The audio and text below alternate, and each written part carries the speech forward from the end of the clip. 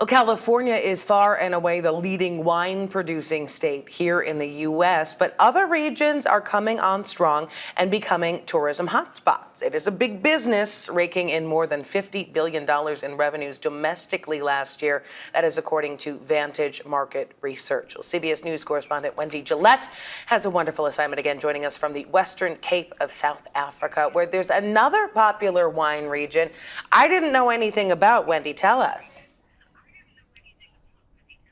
Yeah, and here in the Western Cape, there is a wine region called the Cape Winelands, which produces the most wine here in South Africa. The wine here, very good, also very cheap. You can get a decent bottle for as low as $4. Yes, I said that correctly, $4. Just one example of a wine region you might not know about, but still producing high-quality wines.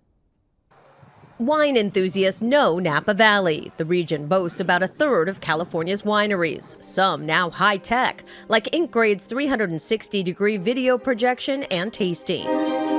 Others feature epic views like Arteza or high-end food and wine pairings, available at Heights Cellar and Stag's Leap Wine Cellars. But far from California, the wine world is welcoming newcomers in Texas Hill Country west of Austin.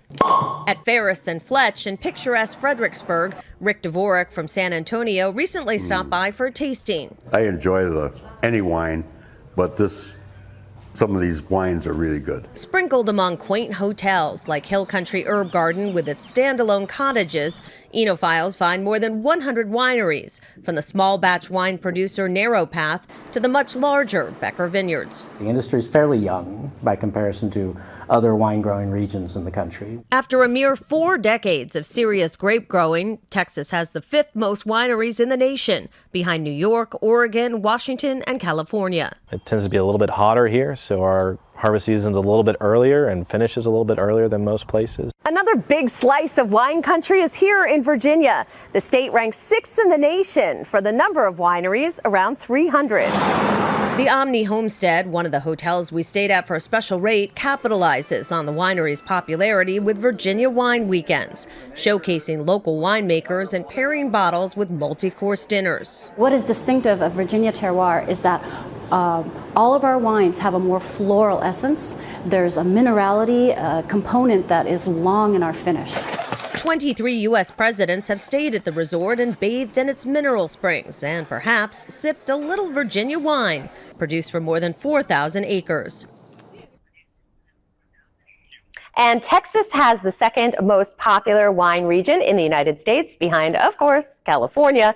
Internationally, no surprise here either. The most popular wine regions are in France and Italy. Anne? I did not see Texas comment on that. That was interesting. Okay, but I want to circle back to this $4 wine from South Africa. Do they do a lot of exporting of wine? Yeah, it's a little bit more expensive, of course, when they export, but South Africa is the 6th largest exporter of wine in the world. So because of that, a lot of foreign investors are coming in, buying up land and wine estates because of the low costs here and the depreciation of the currency, Anne. All right, I'll check into that. Thanks so much, Wendy Gillette, for us.